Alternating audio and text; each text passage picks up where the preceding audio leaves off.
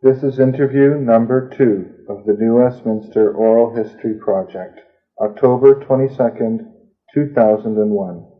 Mrs. Freda Hogg will be speaking on behalf of her late husband, Major Walter Scott Hogg. So tell me, what is your full name? My name is Freda Phyllis Hogg, and my late husband's name was Walter Scott Hogg. Can you tell me your date and place of birth?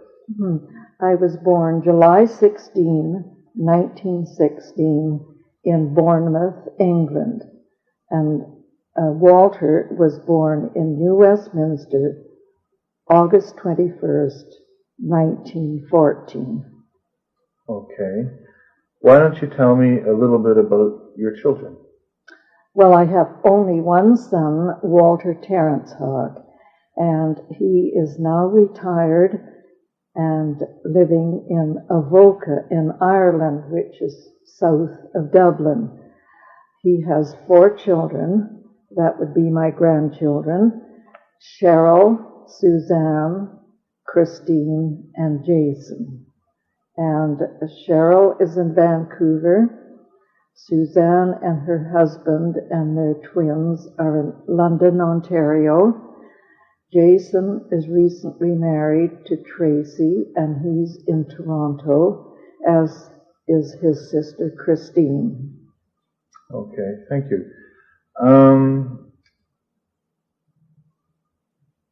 I know that you weren't always a New Westminster resident, so why don't you briefly tell me how you made it to New Westminster and also about your husband? Well, I was born in England in World War I. During the Zeppelin raids on the south of England, my father was a Canadian and had come to England and had previously known my mother, so he met up with her again. They were married, and I was subsequently born. I was born when my dad was fighting in France. After the end of the war in 1919, my father's family, of course, were in Canada, and they had moved to New Westminster. So it was quite logical that my father and mother and I would come to Canada. We came to Canada on a troop ship, the Melita, and came to New Westminster, were met by my grandfather and grandmother, and were taken to the house where they lived on 6th Street, New Westminster, which is now Bavaria House Restaurant.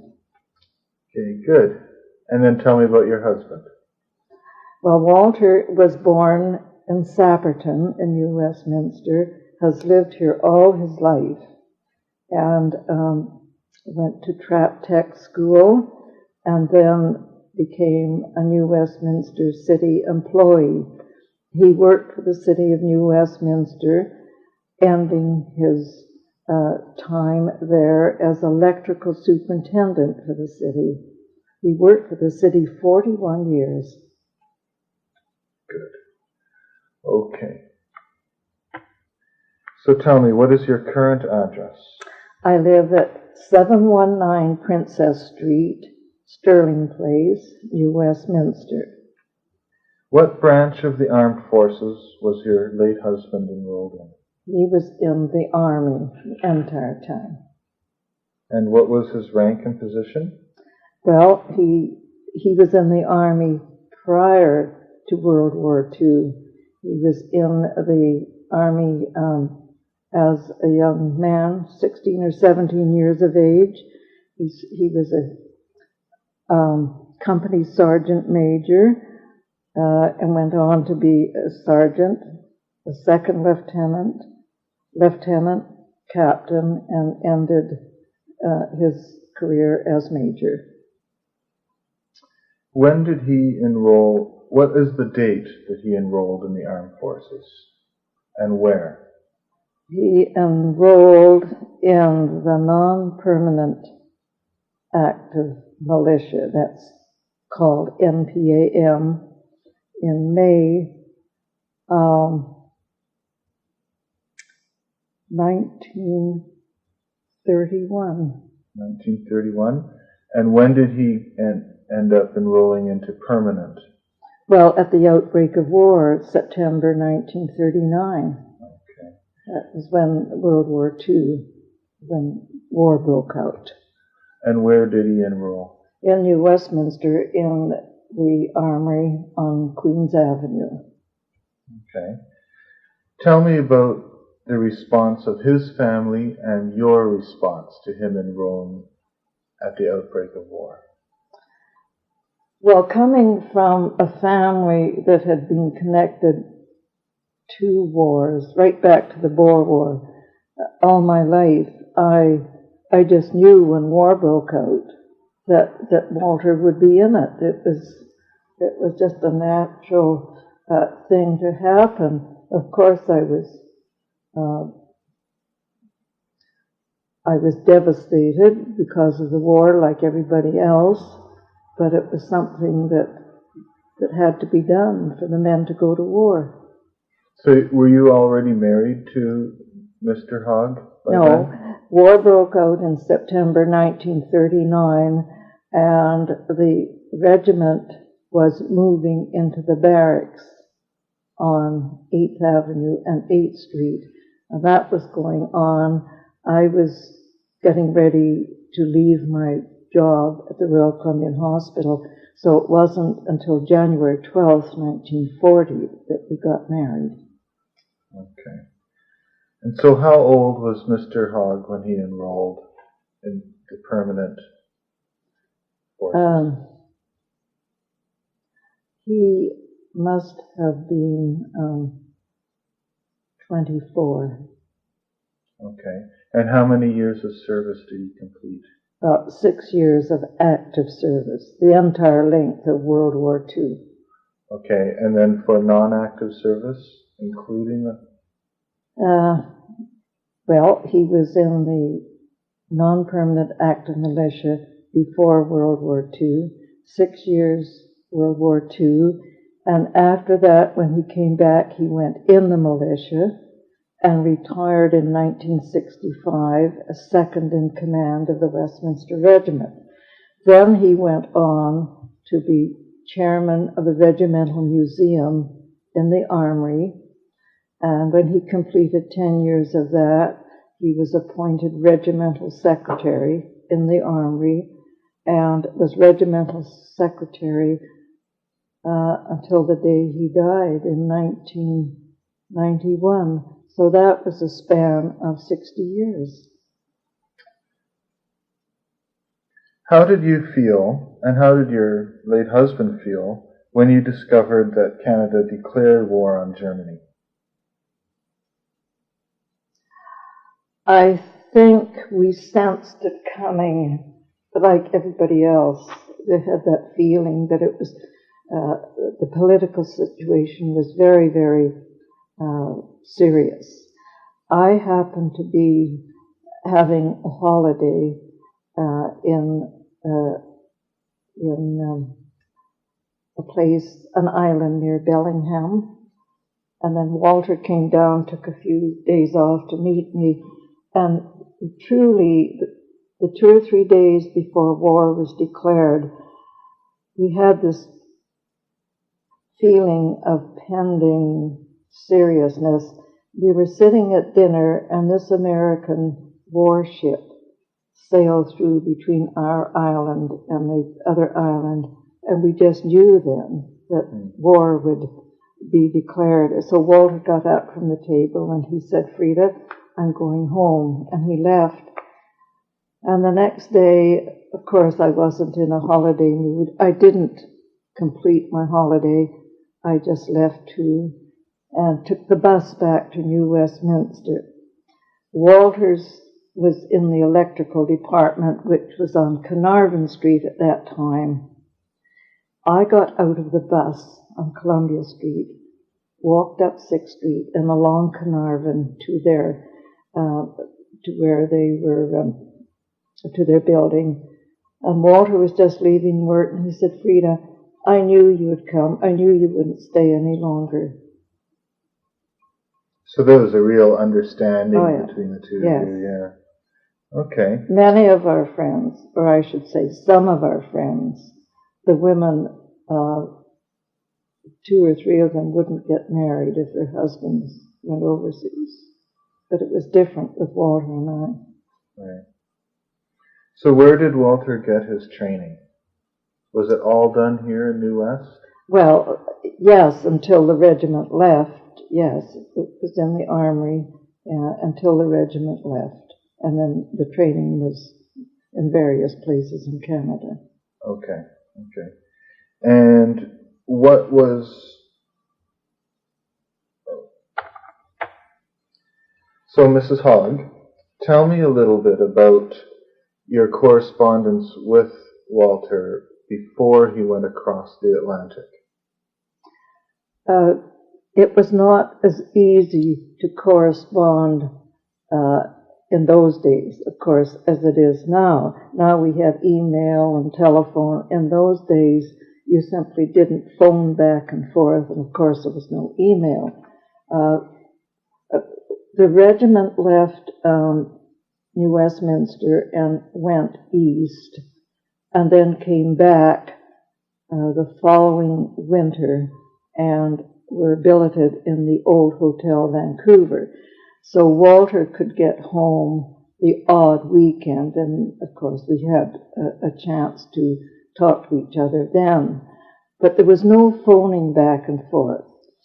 If I phoned to the Hotel Vancouver, it would be about something very, very specific. I can't really recall phoning there. And then the regiment left and went back to Ontario, and we wrote letters back and forth. Again, there was no phoning unless it was of extreme importance. And then they got to Halifax, to the embarkation area, and the regiment personnel had embarkation leave to come back home here and say goodbye. I was expecting our baby, so Walter wouldn't come home until the baby was born, until he could see his son or daughter. The colonel eventually said he could order him home, and Walter said, well, if you do, then I will stay till the baby's born, and I'll be AWOL. At that time, it was still a matter of correspondence, and letters from Walter said, when is the baby going to be born? And of course, the baby was quite a lot overdue, and in those days, the doctors, all the young doctors had gone overseas, and we were left in New Westminster with a few older doctors who didn't tell you about dieting and things like that. So having a baby was not that easy in those days. Again, it was by letter, and eventually I got this wonderful letter that Walter said they were sending him home to Gordonhead to get his commission. And of course, by that time, the baby had been born, and I used to pick this new baby up at night from its cradle, and so that if Walter didn't get back here, I could take this new baby back east and show him his son. The orders for Walter to go to Gordonhead were cancelled, and I still had the hope of taking this new baby on the train all across Canada. There was no passenger planes. However, I finally got a letter from him that said, Freda, if you don't hear from me, don't worry. So I knew the regiment had sailed for England. Oh, I see. And so in these letters that he corresponded back and forth with you, did he give you any experiences of what day-to-day life was at all? Yes, the training was extensive. I have all the courses that he took in his pay book. Many courses he took. The regiment at that time was machine gun, and he took numerous courses at Sarcy, Dundurn, and when they went east. He told me events that they did. He got very sunburned. I know when they were in Long Branch. That was not good. They had to take care of themselves. He talked about route marches, and of course Our Lady's Auxiliary had gathered together, and we knitted furiously socks for the men, and he was very specific about that. Socks that had badly knitted toes, finished toes at the end, were very hard on their feet. They'd come back from a route march hobbling, some of them. So his letter to me was, Freda, don't send me any more hand-knit socks. So did the Army not supply things like that? Oh, yes, they did. But with the forming of women's auxiliaries at the beginning of the war, we were at our wits' end to do something for the men. Socks, cigarettes we sent, anything we could think of that would be helpful to them, and know that the women back home were thinking of them.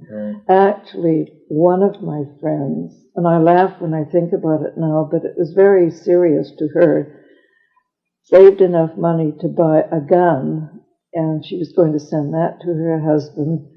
And I said, why? And she said, well, if he's taken prisoner, he can shoot himself. And I mean, wow. And not survive being in a prisoner of war camp. We didn't know what to expect of war. We were all young, and it was a different war from World War I. And we were going to be so far away from the fighting. And of course, so many of the ladies hadn't had the experience that I had of having my father in World War I, and I knew probably more than them what to expect. So it was all kinds of things that we did that were rather foolish when you look back upon it, but we did it with love and caring for the men. Yeah. Mm-hmm. And so the Ladies' Auxiliary, was that designed as sort of a support for the men or for yourselves, or both? Well, I would say both. Right at the beginning of the war, I was involved in forming a sergeant's auxiliary because my husband was a sergeant at that time. The officers' wives formed an auxiliary. However, as the war escalated, we knew that was not satisfactory, so we formed one big auxiliary, which of course was much better. And it was wonderful to get together, and we would hear from the other women what their husbands had written to them, and I would share what Walt wrote to me. And as I say, we gathered together socks and anything we could think of that would be actually in the parcels I sent Walt. I included toilet paper. Oxo was a great boon when they were cold at night. They'd make Oxo, butter in cans, fruit cake, cocoa, anything like that was of comfort. So at night, they were in barracks, I suppose, Yes. wherever they were training. But they trained over the winter, didn't they? Oh, yes. And so where were they? Were they in the prairies or something, or? I can't remember the exact date they left for overseas, but basically back east in that they would be in huts. Dundurn, I remember distinctly because I was in Saskatoon for a few weeks there. They had huts cement huts that were terribly hot in the summer. And, of course, in the winter, they'd have big stoves in them. Mm. Good. Okay, so where was Walter stationed in Europe? They landed in England, and they were in Brighton for a number of months. During that time, he went to Scotland on a 6 weeks commando course. And then he went to Sandhurst Military College to get his commission. Upon completing that, he was seconded to the Saskatoon Light Infantry from the Westminster Regiment. And with the Saskatoons, they sailed for North Africa, and they were there for a period of time, and then the invasion of Sicily, and that was a tremendous event going into Sicily. They had no advanced information on what they could expect in Sicily, and so some of the time they relied on the mafia there for information, and they fought their way through Sicily and then down and embarked for the tour of Italy. And when they landed there, I remember Walter spoke with great pride that for a period of time he was camp commandant of all the troops in the south of Italy. And then they fought their way up through Italy to Rome, and entering Rome was an amazing experience to get that far. Okay, we'll stop there and then we can continue after on more. But I'd like to talk a little bit about North Africa and Sicily and his experiences there. Now, were you corresponding with him throughout this time? Well, we were back and forth by letter from England. I did forget to mention to you, when our son was born, we couldn't telephone, and there were these telegrams that were sent back and forth between Walt and I, actually a number during the war, and they had set phrases that could be used. You couldn't just say what you wanted to say, and I still have those in my scrapbook. I actually have my scrapbook from 1939 right till the day Walt died. So why did they have just set phrases? Was it because they didn't want too much information being that's sent? Right. Oh, I see. Yeah. I see. So how did you tell him that your son was born? Oh, well, you could do that because there was no security risk there. But a number of letters I would get from Walt, there would be blackouts of certain things he said. And that was all during the war, in correspondence. The letters were, I think, franked is the word that you would use. Right. An officer would check them for security reasons. Right, okay, that makes sense. Has he ever talked to you about some of his experiences in Sicily? Well... Sorry, I'll start again, starting in North Africa. Well, North Africa was just a place to go to prepare for the invasion of Sicily. Okay. There was not fighting there. Actually, I think they were glad to get warm there, to have a short period of relaxation before the invasion of Sicily. He talked about the men swimming in the Mediterranean, the great undertow that you would go out, or the waves would pull you back out. Actually, I think one of the men was drowned, but he did mention that. And then, of course, the great blackout of security Mm-hmm. when they went into Italy. It was a very, very emotional time when Walt and I were on a trip around the world, and we crossed the Mediterranean and through the straits between Sicily and the toe of Italy. We stood out at night and saw the lights of Sicily and Italy, and we just stood there all night. It was a very emotional time for Walter. Because he walked that ground. Yes, Yeah. that's right.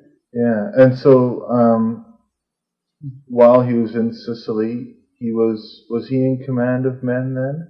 Yes, I forget what rank he was, probably lieutenant. Okay. Yes. Mm-hmm. Okay. And so he was on the front lines. Oh, yes. Right? So he saw a lot of action. Yes. Mm. He was in action all the time. Right. You know, that his regiments were. Okay. So, did he ever talk to you about the people that were there, that they weren't fighting against, just the normal civilians? Yes, he would often, he talked about the countryside, the olive trees, not too much about the people, but the difficulty in getting his men under cover at night as they advanced up Italy. And of course it was bitterly cold in some of the months they were fighting, and it was so important to have shelter at night. He didn't talk too much about their food, but he did say that some of the chickens and so on in the farms that they passed were missing. And the farmers complained somewhat, but I think that where they went they were much enjoyed.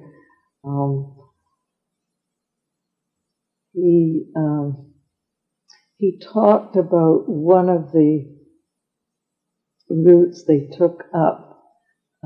Italy's very hilly, and of course the roads were muddy and steep, going over some of the mountains. We used to watch Hogan Heroes of later years, and we'd laugh about it, and he'd say, but don't ever laugh at the German army. They're a fabulous fighting machine, and they only have one fault, which is they're too rigid. We Canadians were allowed to take targets of opportunity. That meant if we saw something that should be done then, we could do it. Whereas the Germans, if they were to fire a chute, bring down a chute, say at 4 o'clock, that's when they did it, not at 3 o'clock. Walter talked about their convoy going up this steep, muddy road in Italy. They were trying to hurry because the Germans were in a hut further up, and they used to shoot at 4 o'clock. The convoy broke down, and they frantically tried to get the trucks going. Now, if the Germans had been able to use their initiative, they could have wiped out the whole convoy. But they got going, they got out of the way, and promptly at 4 o'clock, that area was shelled by the Germans with nothing there. I see. So the Canadians, your husband and his men, they had the freedom to look for opportunities, like you're saying, and go for them. So did he do that often? Or has he told you about opportunities such as that? No, I can't really tell you of any other instance, but that stayed very clearly in his mind. Right. Probably because he was a little scared, a little nervous. I would imagine. So what years was he in Sicily? That is hard. I would say they were there like 2.5 years. I can't tell you the exact time. That long, hey? Yeah, it was a long time. and then they got to Rome, and from there apparently they went by train through France and met up with the other sections of the army for the invasion of Holland in Rotterdam. At that time, they were then under the Canadian Army. Prior to that, they'd been under General Montgomery. The British, right? Okay. So he would have gone up in 1944 or 3 into Holland? Yes, I'm sorry I haven't got the date right in front of me, but that's okay. But I would say so. Yes. Yeah. Okay. This wonderful message. When Walter left Italy, the men received a personal message from the Army commander addressed to all ranks, 1st Canadian Corps, signed by Lieutenant General R.L. McCreary, GOC 8th Army. And the date is February 17th, 1945. Part of this message, he says,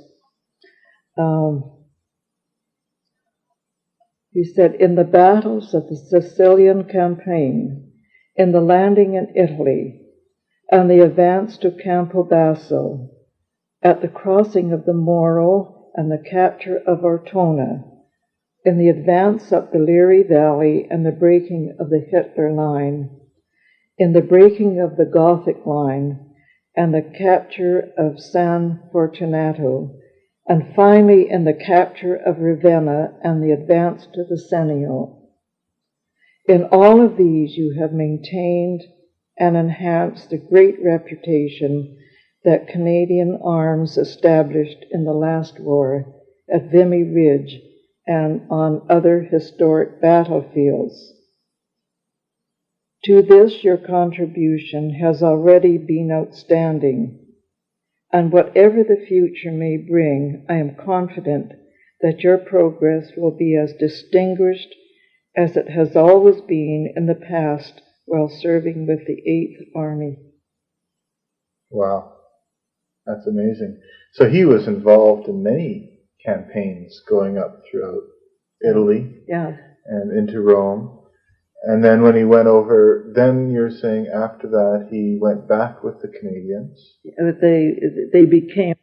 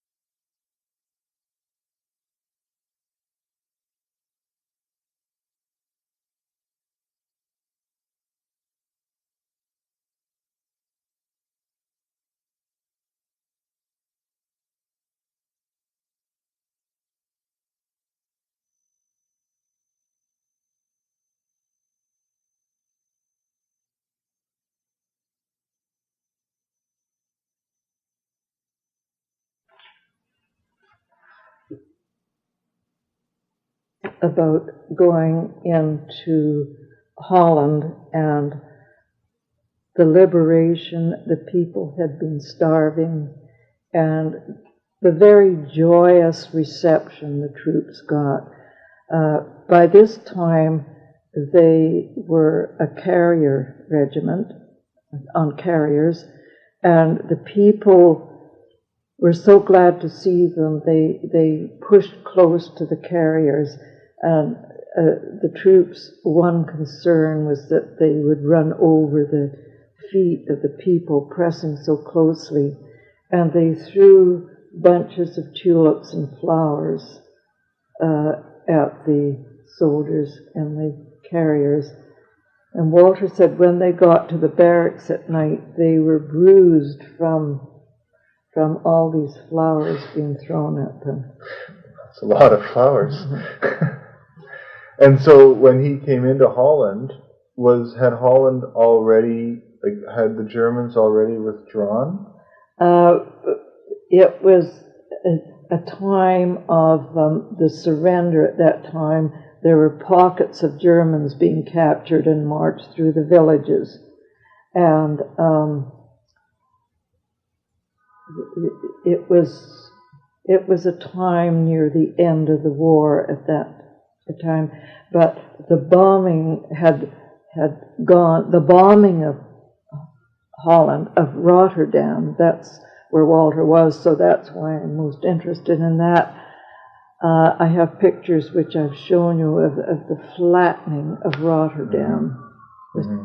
Flattened. And was this going on? No, it wasn't going on. No, that precluded, and then the troops entered. So all they had was like a mopping up job, right. And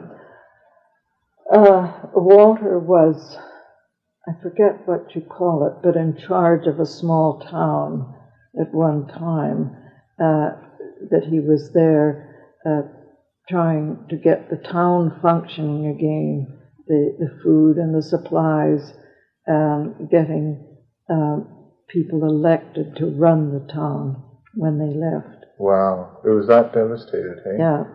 Wow. So how long did he stay in Holland for? Well, they left Italy, I think I said 1945, and then it wasn't that long till the war was over, right, in 1945. Yeah. Okay. So it wasn't a long period of time. No, okay. And did he come straight back to Canada after that? Because many of the troops had embarkation leave during the 6 years of war. However, Walt seemed to move around, and it was not his turn to get embarkation leave until 45, before the exact end of the war, I think. He got his embarkation leave. So he left the Saskatoon Light Infantry and was sent back to England and then home. Actually, he arrived home a couple of months before the Westminster Regiment came back. Right, okay. Okay, just going back to some basic things. Did he ever talk to you about his uniform and supplies that he carried in combat? Things like that. Not really, except that he was very, very careful about his uniform, about keeping it clean and his boots clean and dry, having good socks. And I remember once, actually he was always very specific about drying his feet. If they didn't dry their feet properly, they couldn't march. Their feet were a very important part of their body. And so always in the civilian life, I would watch him after a bath, and he'd be drying his feet so carefully. Really? Hey? Yeah, and his uniform was always just exactly right, and he wore it with great pride. Right. Okay. In terms of correspondence, we've talked a bit about this before. So even while he was in Italy, and then in Holland, but especially Italy, was he able to send telegrams back and forth then? Were there times when... Oh, yes. We wrote back and forth, but of course it was long delays in getting it. I remember once he said, "I'm writing this, Freda, in great difficulty. We're in a place where there are many dead people." And for a moment I was shocked, but he got his men in an underground tomb out of the cold and wet, and that's where they were billeting that night. Oh, really? Yes. It was always a struggle, or many times a struggle, to get dry places to stay at night. Right. What did they do with injured soldiers? How did that work? Because they were marching up, and someone would get injured. What would happen? I don't really, I can't really tell you, but I imagine that their corps would take care of the injured soldiers in a much better way than World War I. Right. And, with antibiotics, and they had multiple inoculations for different things. So I think their health was reasonably good, other than being out in the wet so much. And it's a strange thing when we talk about health, because the city of New Westminster sent Walter cigarettes every month or so. The Native Sons of BC, Post Number 4, sent him cigarettes every month. And I didn't know this, so I would send him cigarettes. So now, you see, they're saying smoking is very bad for you. And here the troops, many of them were getting, well, Walter had a huge amount, but, we were just sending it. I think you could get, send 100 for $3 or 300 for $1. It was very inexpensive. And of course, they smoked a lot. I mean, it was nerve-wracking and dangerous, and they were uncomfortable and wet and sad much of the time, and frustrated. So it was natural for them to smoke a lot. Sorry, go on. That's all right. I was going to say Walter shared his with many of the other soldiers.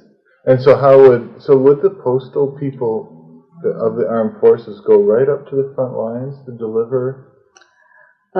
They must have done it, because Walter I used to send him a parcel probably every month or 6 weeks, all of the years he was away, and he always got them, including a watch I sent him, a Rolex watch, and I sent him a leather jacket for the winter, and he got that.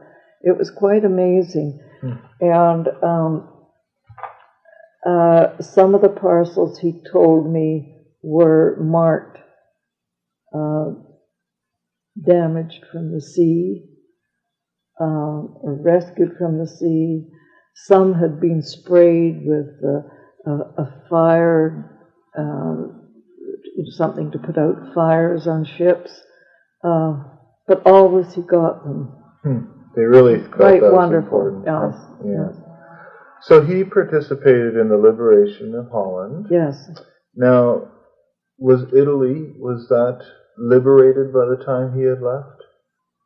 I would think so, yes, because they went through Italy. They'd fought their way through Italy and gone on to Holland, and it was so close to the end of the war. I can't remember history, but didn't Mussolini die at that time?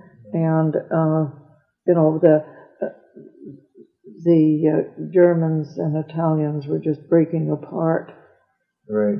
And so you've told me a bit about the response of the Dutch. They were pretty happy. You got bruised by flowers. Do you know what the response of the Italians were to the liberation? No, because Walter had left then, but I imagine it was quite wonderful. Right.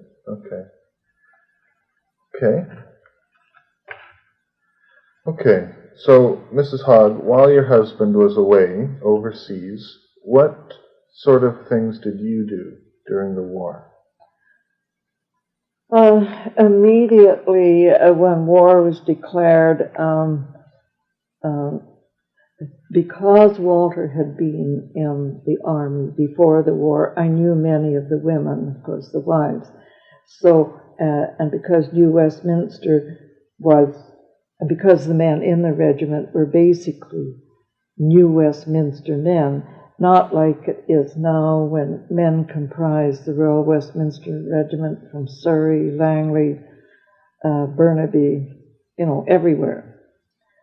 So it was like a hometown feeling, and we got together and basically formed a sergeant's auxiliary and an officer's wives auxiliary, and then became the one together. We sent parcels to the men. We were a support group, not only for them, but for us. And we sent parcels to the men of different kinds of food and canned butter, and I think we also sent cigarettes, so there was another batch going overseas. As I mentioned before, OXO and fruitcake and butter and tins and so on. So that was the beginning. That was all through the war. We met in the armies. And then later on, this big auxiliary met in what we call in New Westminster Galbraith House on 8th Street and Queens Avenue. We met in the big formal a ballroom, I guess it was, because we were a large group. And there we carried on sending letters, raising funds for these parcels and so on. Right. Okay. So that's, you were part of the auxiliaries and things like that, but you also had a son. And so how did you survive through the war? Well, all wives got an allowance of their husband's pay. So, financially, we had enough to live on. I lived with my mother on Brantford Street in New Westminster, so that made it, easy for me, if you can call it easy, being away from your husband all those years. Other girls, other men that joined the regiment prior to the regiment leaving from New Westminster, women came down maybe from Kelowna or Vancouver Island. There was no building of houses here. They got rooms around town, so many of them, we didn't have the high-rises as we have now, or the apartments, so they rented rooms around town, and it was harder for them. Right. But we had our husband's allowance to live on. And so, did you work at all? Well, I had my son, and then the war seemed to go on, and I got to the stage in my life where I thought, it's never going to end, and I've got to do something about it. Now, you can imagine in those days that we couldn't plan a future. And so we came up with different ideas. What is our life going to be like, supposing we didn't have a husband come home? So I decided it would make the war go more quickly if I went to work. So my mother minded the baby, and I went to work for the employment office, which was down 6th Street in what is now the Cliff Block, close to Columbia Street. And I worked there and came home and minded the baby at night and fixed parcels for my husband. And then I thought, if Walter comes home wounded, what are we going to do? So I took the baby one Sunday and went on the train down to White Rock. And in those days, we didn't have the fancy buggies that you have now. And I carried this baby, who was quite heavy, around White Rock, found a real estate man and said, I want to buy a lot. And he said, well, Mrs. Hogg, how much money do you have? And I said, I have $100. So we found this lot up from Buena Vista in White Rock on Blackwood Lane, and I bought it. It had the best view in White Rock. You could see all of the islands, beautiful. I bought it, but I had to pay $125 because I was only paying $10 a month on it. So that's one of the things I did. And then I decided... So you bought a house? I bought a house, was the next thing, from the local bootlegger. And that was $3,000. Oh, sorry, so the property in White Rock wasn't a house then? No, it was just a lot. So you were investing then, basically? Well, I was investing in a lot because White Rock in those days was just a camping town. It wasn't a city. Mm-hmm. And I thought we could pitch a tent on this lot if Walter were wounded, and it would restore his health. I mean, the thinking of people in those years was so totally different. And then I came back, and I would push the baby in his buggy around at night and look for houses for sale, which were very few. And as we've said, I bought this house from the local bootlegger, and it was $3,000. Again, he said, how much money do you have, Mrs. Hogg? And I said, I have $1,000 I've saved up. So he said, well, that's fine. It was rented out to people, and I said they could stay there till my husband came home because I was living with my mother. And they were paying $25 a month on the mortgage. And I decided I would get it paid off, so I added another $25. So we were paying $50 on the mortgage a month. And when Walter came home, we told the people we wanted the house. And then the provincial government brought in a law that froze all, you couldn't give notices to people to leave homes because there was no building going on. Mm. So we had to stay with my mother another 3 years before we could get the house. So actually, my son and husband and I never lived together as a little family alone until Walter was in school. Right.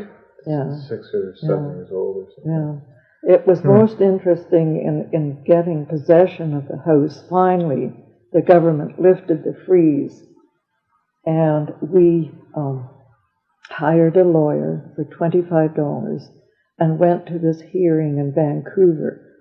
If you could prove you needed the house more than the people that were in it, you could get it. So we appeared before this panel, and our lawyer started to present our case. The chairman of this panel was a Scotchman, and he said, "Nay, laddie, you sit down. I think the little woman can tell us better than you why she needs the house." So I just told him that we had never lived together as a family, etc. And he said, "Well, that seems reasonable, my dear." He said, "Give them 2 months' notice and they have to leave." This same lawyer that was just out of law school that got the $25 from us is now a judge. That's great. So, describe your feelings when you heard the war was over. Just a profound sense of thankfulness. I can't tell you when I have felt so thankful that Walter was alive and would be coming home, and our life could go on. Mm-hmm. And did you attend any celebrations? Yes, but as I said, Walter came home a couple of months before the regiment because it was actually his embarkation leave, Right. or whatever leave they called it. When you'd been in action so long, then you got a leave to come home. Of course, they came across Canada in a train, and they'd been royally feted at every stop. They'd had turkey meals and everything. And we had saved up all our points, or coupons, and bought this turkey and had this lovely turkey dinner. And finally Walter came home and got to our house, and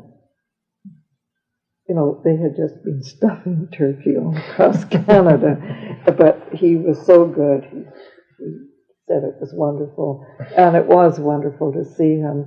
The neighbors all came in, the men that were home, the soldiers that were home came in.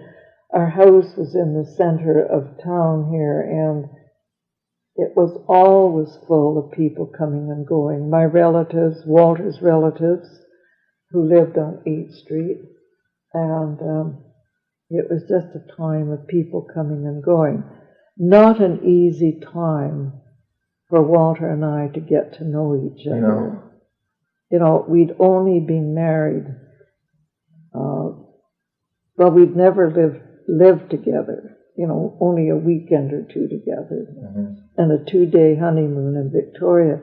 So we still couldn't really be alone together and get to know each other.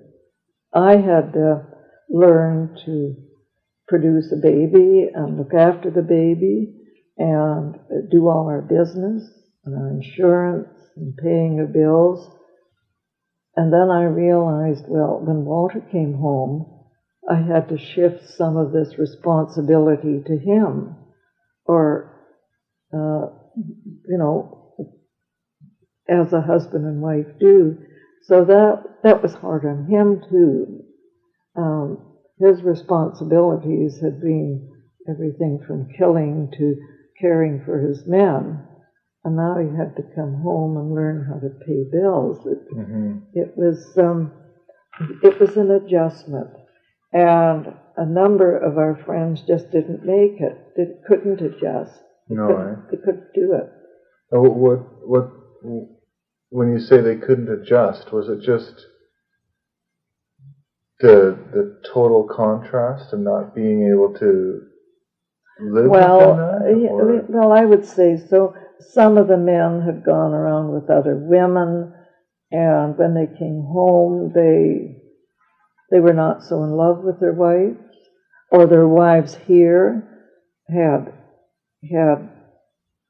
found other interests, love interests, other men. Some had lived apart and just didn't want to go back, didn't want to be with their husbands anymore. And then others, it was so profoundly wonderful to have their husbands back. And I know that women came to the door to my mother's house and wept and told me all the terrible stories that they heard. Their husbands had been going out with other women. On the other hand, when you're so years away from your wife, the whole concept of being torn apart is not easily explained or endured. Mm-hmm. Mm-hmm. Okay, so when he came back and he was discharged from permanent army, right? What did he do? He went back to work with the city, is that right? Yes, that's right. And also his interest was still with the Westminster Regiment, so in about a year he went back in the militia. That's the parades once a week and so on. And he was in that until he retired in 1965. and then went on to the Regimental Museum, and Right. as Regimental Secretary, it all flowed one after the other. Right, okay, I see. Do you think the vets have been treated well? Much better than after World War One, much better. And I think they have, yes. Yeah. Do you think it's just a change, like a higher respect or honor, or why do you think they've been treated better? I think all the mechanics were in place as it wasn't in World War One. You know, men came home, and then the Depression came, and they needed jobs, and I don't know about other World War One vets, but my father couldn't get a pension, and he'd been in the cavalry all of World War One, and he was in and out of hospital all his life until he died. And that's why Walter and I went around together for 6 years and didn't get married, because I was helping to pay off my father's hospital bills for 6 years. Right. But after World War II, the injured vets were taken care of, weren't they? I think they were much better. Walter didn't have a pension, which is a very sore spot with me, because he had interstitial pulmonary fibrosis from the war, and the DVA didn't accept his application for pension. And Walter, being a very proud person, didn't press it. Right, right. Okay. Apart from the Ladies Auxiliary, what other organizations have you and Walter been a part of? After the war, there was the Ladies Auxiliaries all during the war, and I was president from time to time, and so on. And one of the organizations that we brought into being was the Emblem Club, which was Army, Navy, and Air Force officers' wives. And we met for a number of years and raised funds, the three services together, for bursary cadets. And that was to help the young people. And then when Walter went back in the militia, again, it's not like it is now. One of the times he was stores captain, they had no clerk to access all the stores, and I used to type for hours these accession cards for him. Our auxiliaries continued after the war. We had parties for the regiment children at Christmas. We had huge christening parties, because many babies were born after the war. Right. And we had beautiful Christmas parties, christening parties too. So that was a lot of work. And then as a matter of fact, one of the parties we had for the children, we used to get beautiful magnolia blossoms and so on from the penitentiary, because the wife of the warden of the penitentiary was also the CO of the regiment. And it was during the time of the hostage taking at the BC penitentiary. Oh, okay. My husband went out for the magnolia blossoms and for Kay, I forget her name, for the colonel's wife's silver for this tea. And I phoned and I said, "Never mind, Kay, it's too serious out there." That was when Jack Webster went in to help mediate with the inmates. She said, "You come, Freda, we carry on just as usual." So there was Walter picking magnolia blossoms while this while this hostage taking was going on in the penitentiary. But we did these parties for the children, the christening parties, and then Walt and I became involved in the regimental museum, and that was needed to be brought into line with museum practices. No smoking in the museum. We took numerous courses to learn how to do the accessing of the artifacts properly. When did this begin with the Regimental Museum? 1965, Walt retired. It would be after 1965. Okay.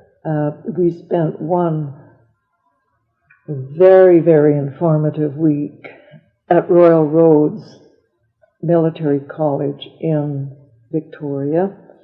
It was the annual meeting of the Organization of Military Museums of Canada, and the chairperson, that was from Ottawa, the chairperson came out, and we had a whole week of learning how to care for artifacts.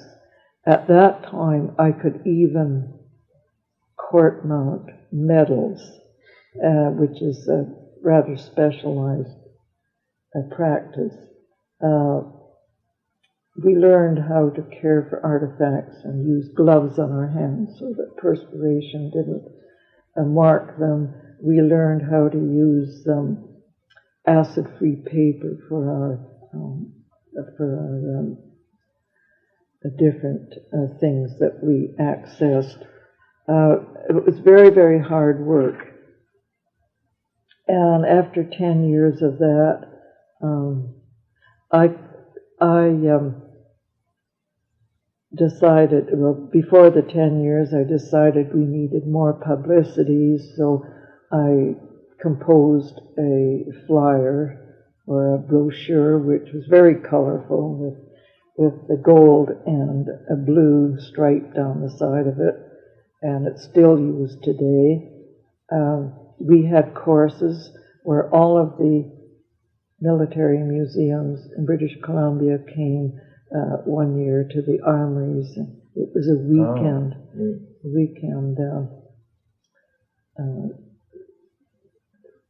get together. It was just excellent.